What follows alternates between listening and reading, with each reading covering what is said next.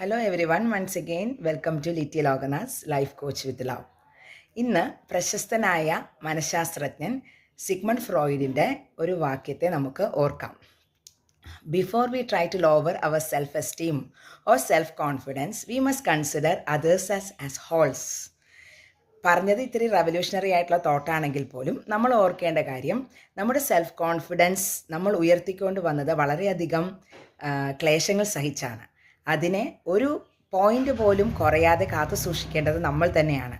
അതിന് നമ്മൾ എന്ത് വിചാരിക്കാം, മറ്റുള്ളവരുടെ കാര്യങ്ങൾ വലിയതായ രീതിയിൽ ചെവി കൊടുക്കാതെ നമ്മുടെ ഉള്ളിലുള്ള ഇൻസൈറ്റും ഇൻറ്റ്യൂഷനും നമുക്ക് എന്താണോ പറഞ്ഞു തന്നത് ആ ആത്മവിശ്വാസവുമായി മുന്നോട്ടേക്ക് പോവുക. എന്നാൽ മാത്രമേ ടിൽ ദ എൻഡ് നമുക്ക് നമ്മുടെ സെൽഫ് എസ്റ്റീം, ആത്മവിശ്വാസവും ആത്മധൈര്യവും ഒക്കെ കൂടെ കൊണ്ടുപോകാൻ കഴിയും. Thank you so much. അതിന് ഭഗവാൻ ശ്രീകൃഷ്ണൻ നമുക്ക് പറഞ്ഞു തന്ന സംഭവാമി യുഗേ യുഗേ എന്ന വാക്യം എപ്പോഴും ഓർക്കുക.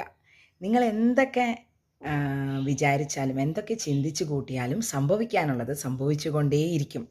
അതാണ് ലോകം എന്ന് പറയുന്നത്. The show must go on എന്ന് പുതിയതായി പറഞ്ഞു കഴിഞ്ഞാൽ അത് നമുക്ക് തരുന്ന ആത്മവിശ്വാസം ഒന്ന് വേറെ തന്നെയാണ്. അപ്പോൾ ആത്മാവിനെ കൂടെ കൊണ്ടുപോവുക, നമ്മൾ പടുത്തുയർത്തിയ ധൈര്യത്തെ കൂടെ കൊണ്ടുപോവുക, ആ ആത്മവിശ്വാസം ആരും തകർക്കാതെ നോക്കുക. പിന്നെ നമുക്ക് ഓർക്കാവുന്നത് റുഡ്യാർഡ് കിപ്ലിങ്ങിൻ്റെ ഇഫ് എന്ന് പറയുന്ന പോയത്തെ പറ്റിയാണ്. അതിൽ പറയുന്നത്, ഈ ഭൂമി ഒരു സ്വർഗമാണ്. ആരാണോ നല്ലതും ചീത്തയും ഒരുപോലെ കാണുന്നത്, ആരാണോ ഒരു ഫ്രണ്ടിനെയും എനിമിയെയും ഒരുപോലെ കാണുന്നത്, അവരുടെ വാക്കുകൾ ഒരുപോലെ എടുക്കുന്നത്, ആരാണോ കൺസിസ്റ്റൻസി അല്ലെങ്കിൽ സമചിത്തത പാലിക്കുന്നത്, അവർക്കുള്ളതാണ് ഈ ഭൂമി.